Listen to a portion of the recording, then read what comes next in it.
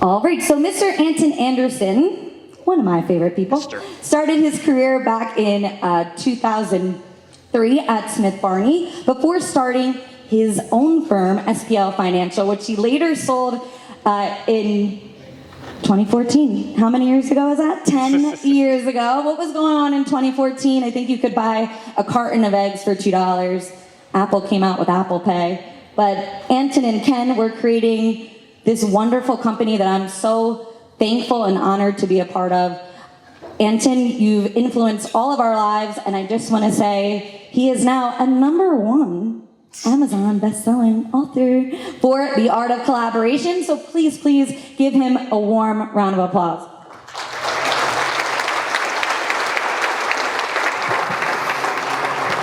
Thank you so much. What could you buy for $2? I didn't catch that. A carton of eggs. A carton of eggs? Yeah. All right. Very good to know. Very good to know. Yeah. Feels so good to be here. Thank you so much, everybody. I'm genuinely so excited for the next 2 days. A little confession, when I got here this morning, there were more tables and chairs in the back, and I was like, Nadia, too many tables and chairs. We got to get them to remove them. She comes up to me right now. She's like, people don't have chairs. It's a better problem to have than too many. So I love seeing everybody here. So many new faces and a lot of familiar faces as well. So thank you, everybody. Really excited for the next couple days. Can't wait to hopefully hear from you that you think it was worth the time, the energy, the effort to get out here and spend this time with us. The Art of Collaboration. So yes, was the name of the book that Paul Latham and I co-authored with the help of Paul McManus and Tony Marie. And it was also, I think, a theme now that we're going to be kind of discussing for quite a while. I'm going to open with this quote, which we used in the book. And it is, if you want to go fast, go alone. If you want to go far, go together. How many people have heard that quote before? Good. How many people know what it really means?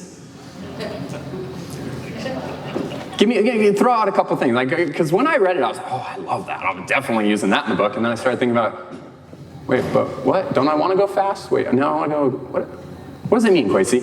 I mean, you can make decisions quickly on your own and take the next step and move forward, I think, pretty quickly on your own. It takes more consideration when you've got a team of people that you need to work with to get there, but in the long run, it's sort of like the tortoise and the hare. You can get farther if you're working together, and slow down to speed up. I thought we were going to get like 4 or 5 people to collaborate on the answer. I mean, where do I go from there? Yes? Very well done, sir. He nailed it, right? So the CPAs, the accountants, the EAs in the room, is it faster when you get a new client and the 1040 or the 1120 comes in for you to review it and start working on next year's tax returns on your own, maybe identify some tax savings that you're familiar with from something you've done in the past? Is that faster? Is that the easier option? Or should you schedule a meeting with your proactive planning team, maybe reach out to some VFO experts, maybe get the collaboration going with... It's going to be so much faster to do what you can do independently on your own, right? Collaborating takes time. But ultimately, what is a better end result? As you said, you have multiple people with different perspectives and different areas of expertise that can come together and go farther. If you want to go fast, go alone. If you want to go far, go together. So, the interesting thing is the team-based model, which ironically is the name we came up with probably 6 months after starting Elite Resource Team. Just the team-based model has team in it, which we were all about. Model concept, it's not tied to a specific company. More and more, what I've realized is how much of the team-based model is extremely powerful, way more than I ever thought, and extremely difficult to implement. Has anybody had that kind of awakening where you originally were really excited about either the advisor that explained the model to you, or maybe somebody on our team that explained the model? If you're an advisor when you joined, you're like, man, this thing could really hum. The idea is incredibly simple. There is so much complexity within collaboration, right? So collaboration is at the heart of the team-based model. So here's the thing. Collaboration's really hard. Collaboration is just really hard. And I'll use my own personal experience. Oh, why are you laughing, Tony Marie? Huh? She's laughing because she worked with us on the book that I just co-authored with an accountant. I'm an advisor. We're a little bit different. I wanted to tell stories, use analogies, a whole bunch of quotes. My accountant partner, who also is one of my business partners, Paul Latham, we've been working together 4 or 5 years. Like, we know a lot about each other. We have a good relationship, and it was still extremely difficult. He wanted to go into all of the details and use charts and probably all the things that when the accountants read the book, they're like, yeah, you could have done more of that. But we were trying to write a book together to meet this kind of happy medium. Ultimately, the book is obviously here, so we know that we were able to work through it, but a month before, let me see, May 13th, a month ago almost, here's the text message exchange that Paul Latham and I have. So Paul McManus, Paul M, owns More Client, More Fun, so he's the publisher. So when I say, I spoke with Paul M, the publisher, and it sounds like the latest we can have the final draft is 5/31, maybe 6/3, but rolling the dice if we want to have physical copies at the EGA. We have physical copies at the EGA. So you know how the story ends. Paul's response, I'd rather it wasn't ready than put it out in the state it's in. I'm glad you find that humorous. Does anybody see what time in the morning this was? Do you see the next text? What does it say? Steven, can you read that? I'm making breakfast, man, and he's telling me I just lost my co-author. Literally, I suspect it would be better if we completely dropped everything about Latham's and about me, and it just becomes your book. 1 month before we're sitting here with this thing meant to be on the tables. My wife comes down and I'm like, everything fine? Yeah, babe, I'm just gonna keep making breakfast for the kids. We're good. How'd you sleep? All right, so I pause for a minute, literally don't respond for an hour, 40 minutes. Just read your messages through a second time, because I wanted to make sure I understood what you just suggested. The last 6 months of work is out the window, and now I'm hey Jackie, you want to be a co-author in like 3 weeks? Because I'm looking for a CPA to fill in here. Just read your messages through a second time, not even halfway through the book yet, so I can't really comment, meaning not even halfway through the revised version. We've been working on them together. You submit it to the publisher, they have the editors go through. So I'm not even through the second half yet. And ultimately at the bottom it says, it would be my preference if we can correct or improve so it's still acceptable, and ultimately at the end of the day we're co-authors. How good of a book is The Art of Collaboration if the authors couldn't even finish the stupid thing because they couldn't collaborate? I'd just be like, don't even buy this book. Like, this is impossible. The art is dumb. It doesn't work. All right, a week later, this is now on a Saturday around noon. A week later, pick up the text messages. Gonna break for the day to spend some time with my wife and kids. I like the changes you made. I made a bunch of changes through the week.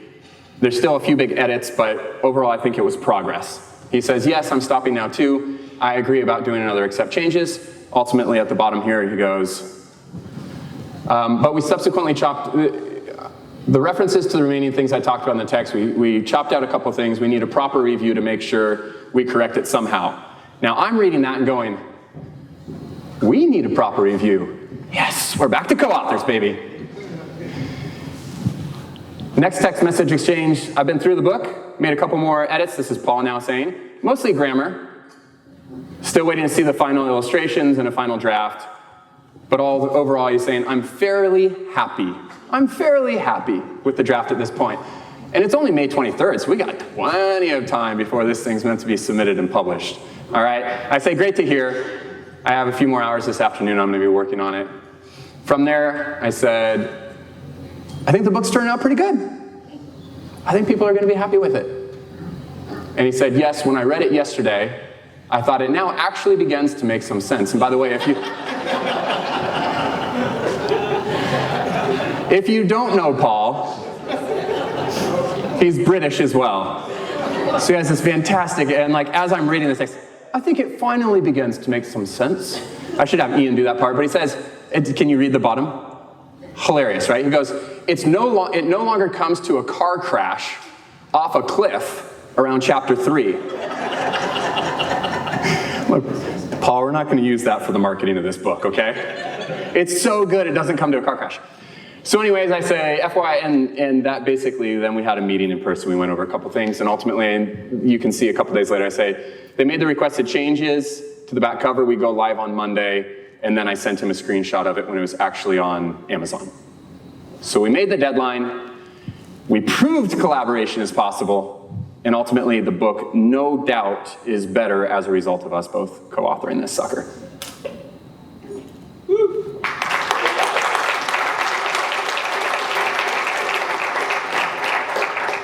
Amazon hot new release in financial accounting, Amazon hot new release in accounting, and Amazon bestseller in financial services. So, the point of this is collaboration, as Kwesi so elegantly put it, is good. Collaboration is good, but collaboration is hard. So, there's two main reasons why I want to highlight why I think collaboration is so difficult. And if we can have an honest conversation about why collaboration is difficult, then we can start talking about what can we collectively as a community do about it. If I read that quote, if you want to go fast, go alone, and you were like, yeah, baby, that's me. I hate teamwork, I hate collaboration. It's probably not the best room for you to be in.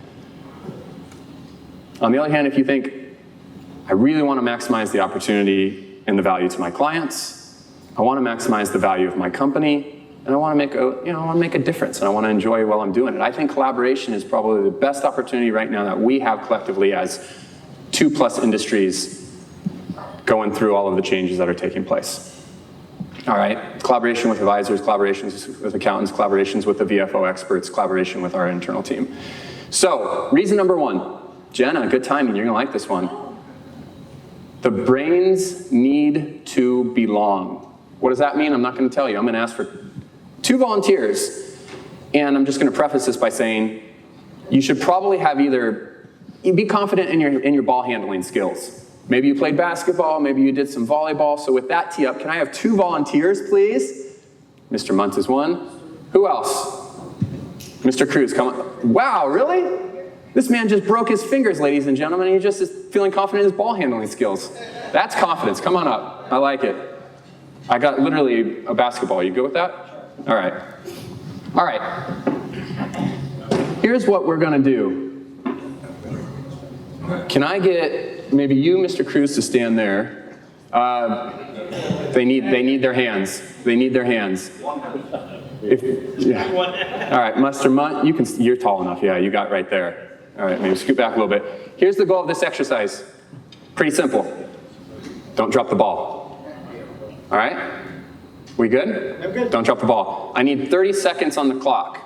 The goal of this exercise is not to drop the ball. We're going to pass it to ourselves for 30 seconds. Who's got me on the clock?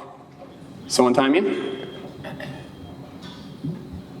Yeah, you ready? All right. Woo. You guys are good. Oh, I should have known you were going to be tricky, weren't you? All right. Don't. Oh!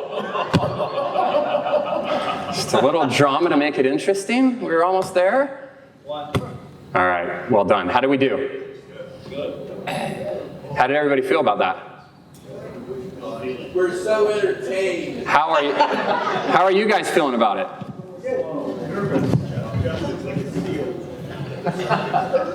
Ball's getting a little harder, especially with my finger.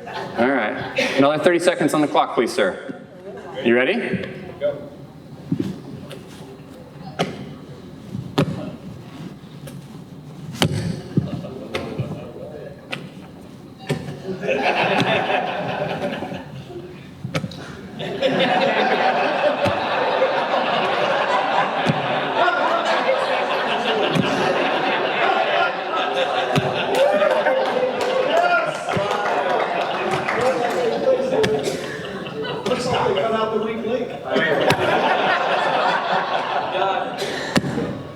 How did we do? Did we drop the ball? No. How did that one feel? Hilarious. How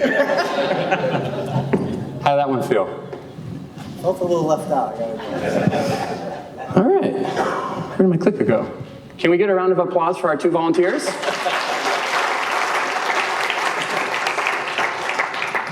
should get a doctorate. The whole purpose of that was not at all to not drop the ball. Ironically, he teed that up very nicely. Here's what's interesting about that. That was a live example of a study that was done by Dr. Vanessa Druskat. And you, sir, at the very end, when you said I felt a little left out, I couldn't have scripted that better. So here's what she's an associate professor of organizational behavior. She's an expert in team effectiveness at the University of New Hampshire. And they essentially did this exact experiment, but they scanned the brain activity as this was going on. They didn't give any instructions other than, I talked to Justin this morning at breakfast. And I said, halfway through the second round, you and I are just going to start passing it to each other. Do you know what happened to Stuart's brain as soon as that began? This was when we were passing it to each other, if I could scan your beautiful head. This is a happy brain. It's all inclusive. We're a team up here. Everybody's included. We're collaborating. The oxytocin and the serotonin is all feeling good and beautiful. It's going well. As soon as we started skipping Stuart, and he realized that ball isn't coming back to him, if we were scanning his brain, we would have seen that his brain started producing cortisol. Not only that, but any of you in this room that were paying attention to that experience, when you saw us collaborating, and it was going well, and we were laughing, you guys were producing dopamine. On the flip side, as soon as we started skipping him, at first it was kind of funny because he was going back, and then it was like, oh, this is uncomfortable. Did anybody experience that? It's kind of like, they're just not going to pass it back to him. What is the purpose of me sharing this? What they found is that our brains are literally hardwired to belong. As long as we feel like we belong, we're happy. It feels safe. As soon as we start getting skipped, we're pushed to the outside, our brains start producing the cortisol, and we don't like it. In fact, our brains panic because they feel threatened. So, anybody recognize this? Wilson, right, is an extreme example of somebody who has been removed from society, and all of a sudden he starts talking to a ball. But think about this from like an evolution perspective. Go back 100 years, few hundred years, 1,000 years plus. Why do you think we are hardwired to belong? Safety. You have one person out there that's a lone hunter, versus you have somebody that's a tribe of 50. Which one is safer? The one that's collaborating with the team, right? The one that's alone, you got a couple lions gonna come up on you and you're gone, okay? So why does this matter, and why the heck am I talking about this in the opening discussion around the Elite Growth Academy? Somebody from the back of the room, why does it matter? How is this at all relevant to this discussion?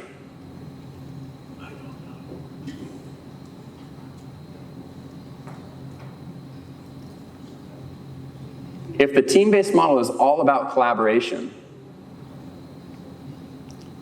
and it's really easy to make a potential mistake by forgetting to tell your CPA that you talked to your mutual client, that you reached out to the client, and the CPA forgot to tell the advisor that you had a good discussion and you were going to reach out to Ben Golden or Jim Duggan. Any little drop of the ball makes our brain freak out in partnerships. So collaboration is risky at the base of it.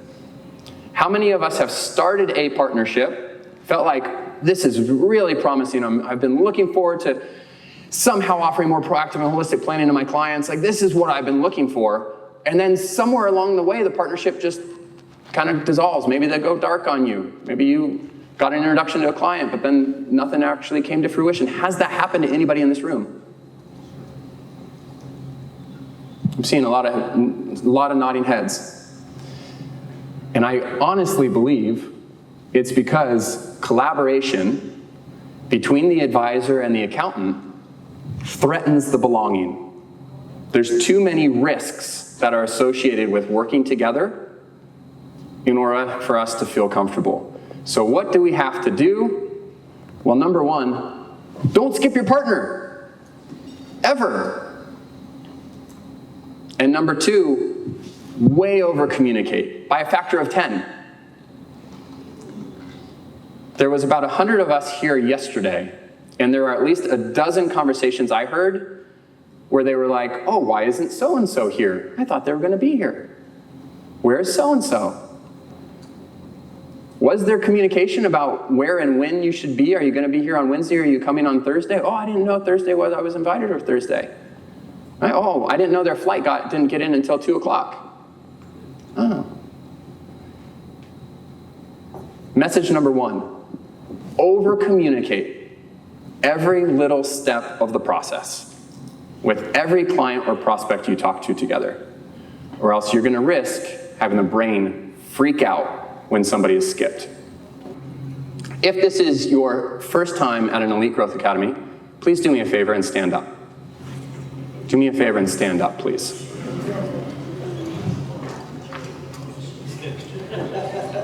Good. Now, simple instructions. Could I please have the CPAs go to this side of the room? Could I please have the advisors go to this side of the room? CPAs on my, CPAs on my left, advisors on my right.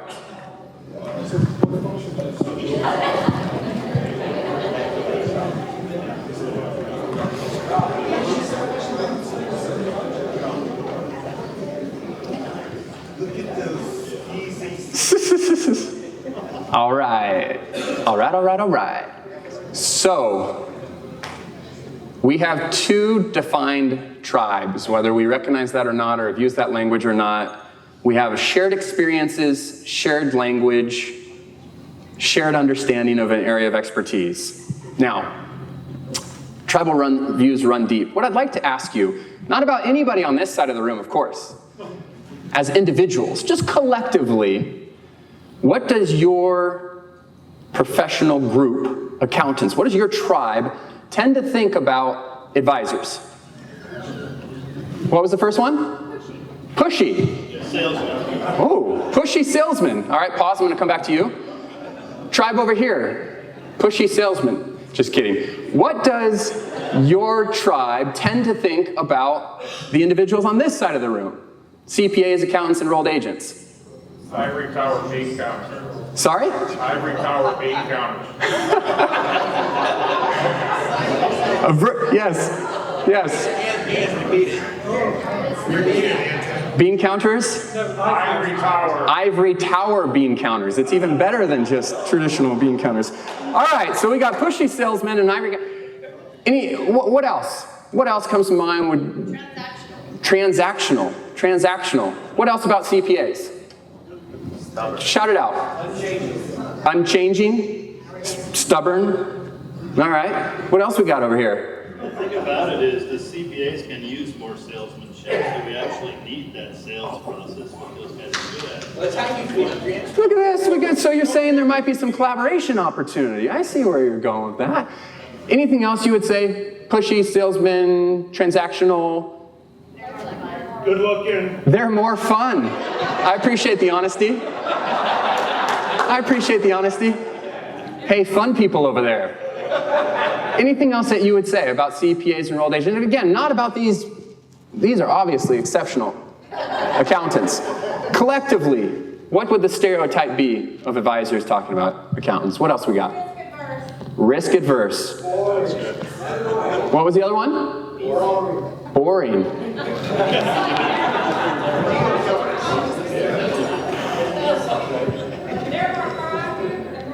More proactive?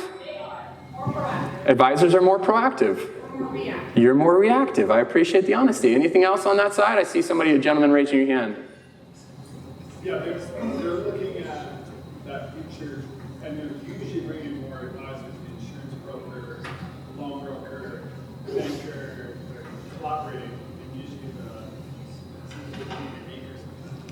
the CPA can be more of an anchor. CPA can be more of an anchor, and the advisors are generally looking to be more collaborative. Anything else? Yes, sir. Analytical and detail-oriented.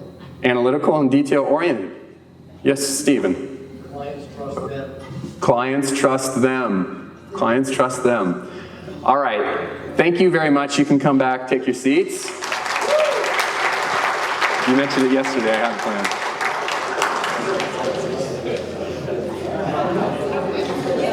As you're taking your seats, I'm going to pull, I'll read these off because they might be a little bit hard to see in the back. Every single week, my team sees something like this on our social media. So this is the first one. He says, I'm a CPA. I wouldn't work with a financial advisor in a million years. Scum. The next one is an advisor saying, only way to get business from a CPA is to give them cash. They are narrow-minded, useless bean counters. Trust me, I've been in business for 50 years. CPAs have cost my clients millions of dollars with their stupidity. Don't waste one penny on trying to work with collaboration. Ooh. So, tribal views run deep. How do we collaborate?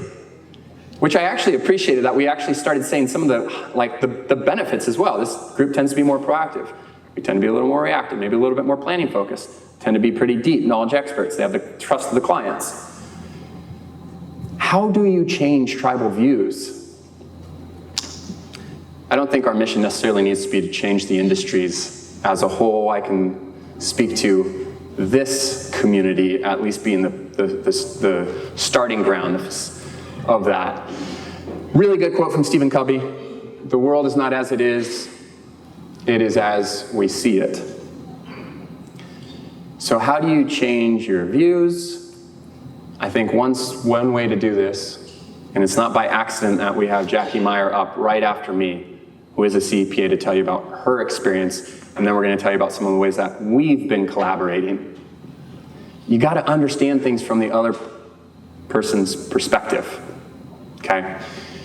So I'm not at all going to speak to the financial advisors.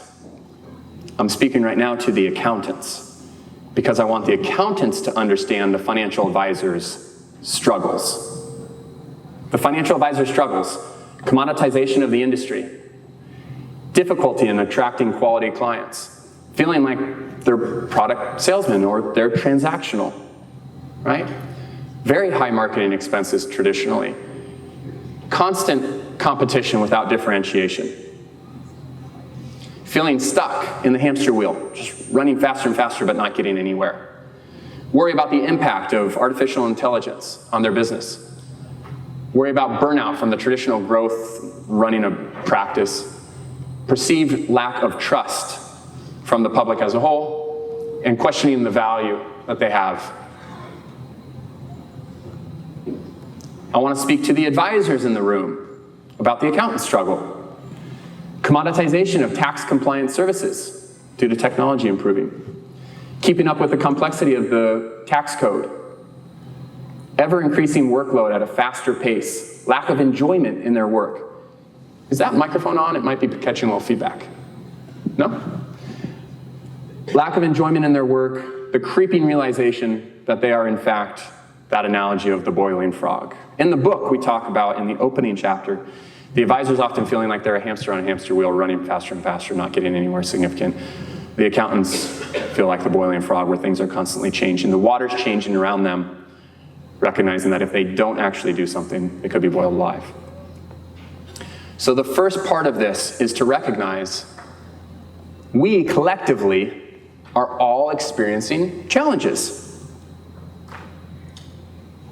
And it opens up the value of collaboration. All right? So, where do we go from here? If we recognize that collaboration is difficult because it's very, very likely that at some point you will do something to make your partner feel like they were pushed out.